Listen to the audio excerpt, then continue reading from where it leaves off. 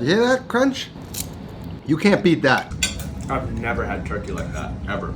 Now, the single greatest way to cook the dark meat of a Thanksgiving turkey is turkey confit. And it comes together in 3 easy steps. And the first starts yesterday, Thanksgiving Eve. This video is supposed to be paired with the turketta we made a few weeks ago. And in that video, we removed the dark meat from the carcass, and we set that aside and saved it for this recipe. Now it's a few weeks later and I had to get myself some new turkey. I had to travel, had a whole bunch of things going on. Now these came with the drumsticks and the thighs separated. And I got hooked up by my guy Mino's Prime again. He's been hooking me up all season when I've been in a pinch and needed turkey fast before stores started selling them. So I'll leave a link down to Mino's because he's been real good to me this year. So if you need meats or some turkey, go check it out. So I would have shown you how to separate the drumstick from the thighs. And essentially, it comes like this, and there's a seam of fat that runs where the 2 joints meet. So if you find that seam of fat and you feel the 2 joints meeting, you can slide your knife in between and separate the 2 easily. Or you can view my how to debone a chicken video. Chicken and turkey are the exact same sort of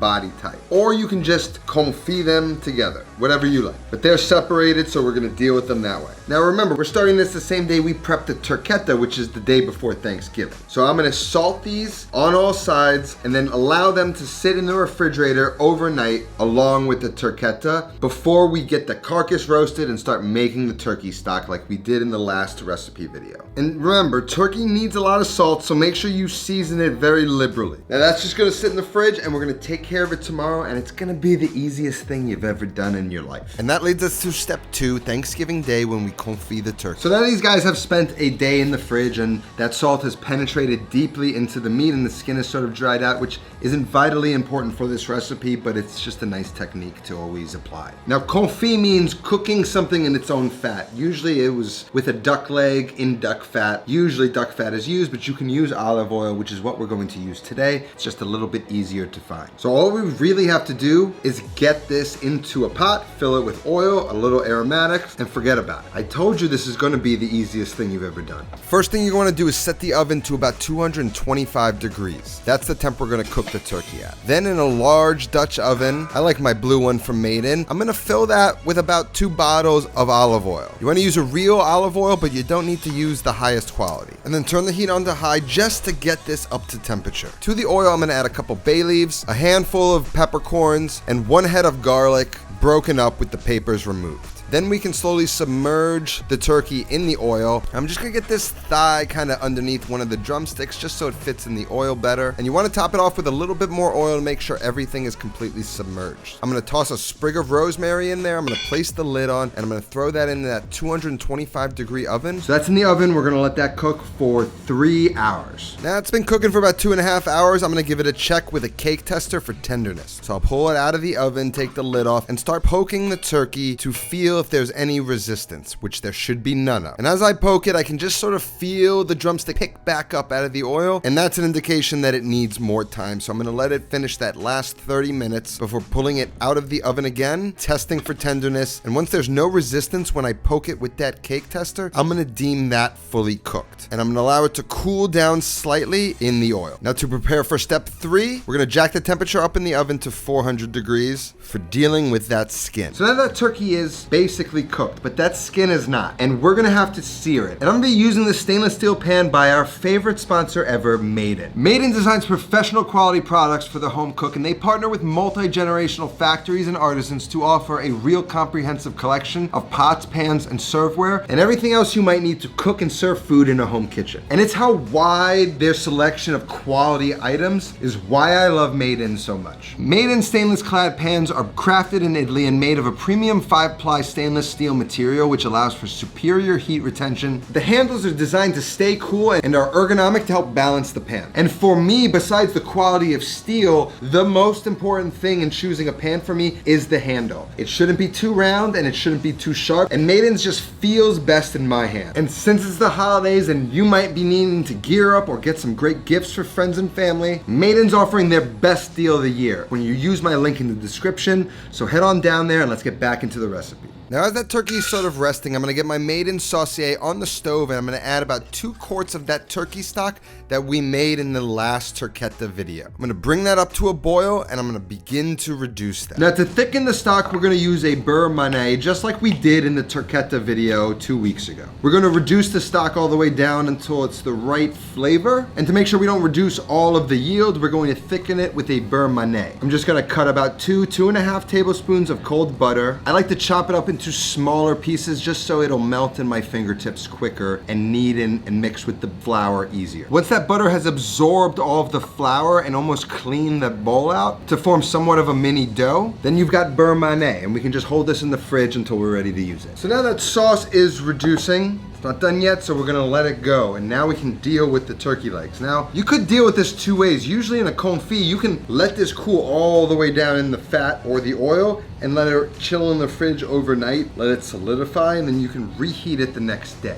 But that timing doesn't really work out with how we're making a turkey on Thanksgiving, unless you start this process 2 days before Thanksgiving, but we're likely starting it Thanksgiving Eve. So what I'm gonna do is I'm gonna take the turkey out of the oil. I'm gonna treat it differently. I'm gonna serve it almost like a pulled pork. Because I'm gonna do that, I'm gonna take the skin off of the legs and the thighs, and I'm gonna crisp it up like bacon, and those are gonna act like a little bit of garnish while you have perfect, delectable, shredded dark meat of a turkey on top of a beautiful bed of gravy. That's how I think the dark meat should be served. So with some tongs, gently remove them from the oil and place them on a paper towel lined sheet tray just to blot out that excess oil. Then what we're gonna do is gently pull back the skin on the thighs and the legs and reserve them on a sheet tray, trying to keep them as intact as you can. The drumsticks are maybe a little harder to do.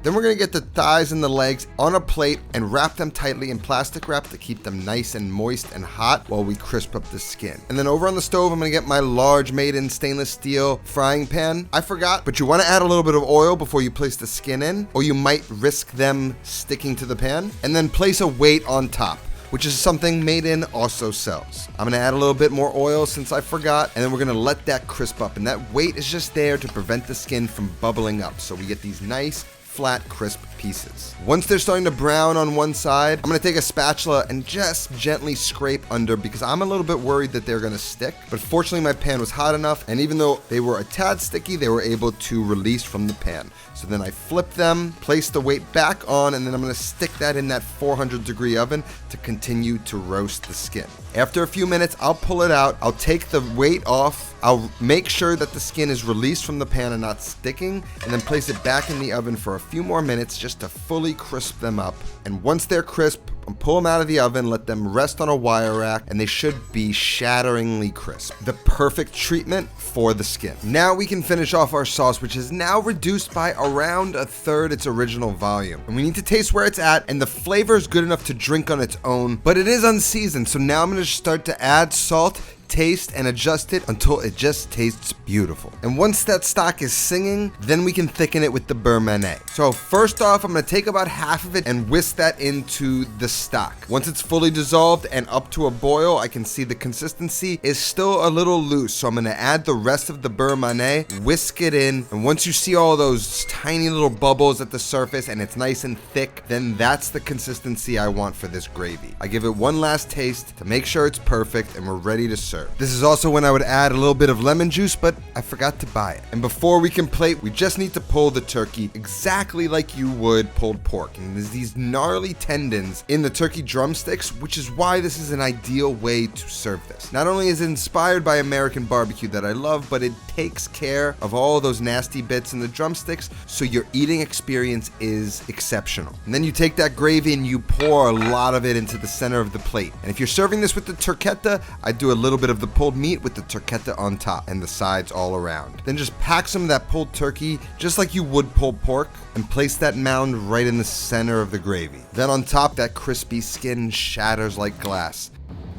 And what I love about this recipe is that you've taken every element of the turkey that you would eat on Thanksgiving and you've executed each element in the most perfect, ideal way that it could be. This and the turketta is the jaw-dropping duo that will leave your Thanksgiving guests craving turkey all year long. You hear that crunch? You can't beat that. And don't take my word for it. Very tender. Listen to my friend Philip and Jonah. I've never had turkey like that, ever.